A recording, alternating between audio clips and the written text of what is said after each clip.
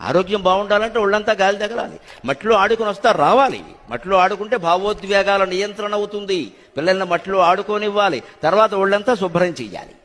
అప్పుడు వాడు మనస్సులో ఎగరాలి, దూకాలి, మట్టి అవ్వాలి, కడుక్కోవాలనే రకరకాల ఎమోషన్స్ ఉన్నాయి, ఫీలింగ్స్. ఆ భావోద్వేగాల నియంత్రణ కావాలంటే మట్టిలో ఆడుకోవాలి.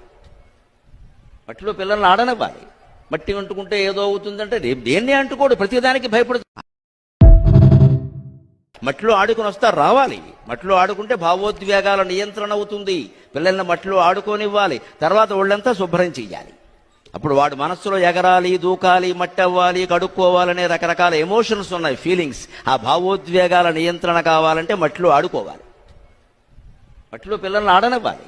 మట్టి అంటుకుంటే ఏదో అవుతుందంటే దేన్ని అంటుకోడు, ప్రతిదానికి భయపడుతుంది.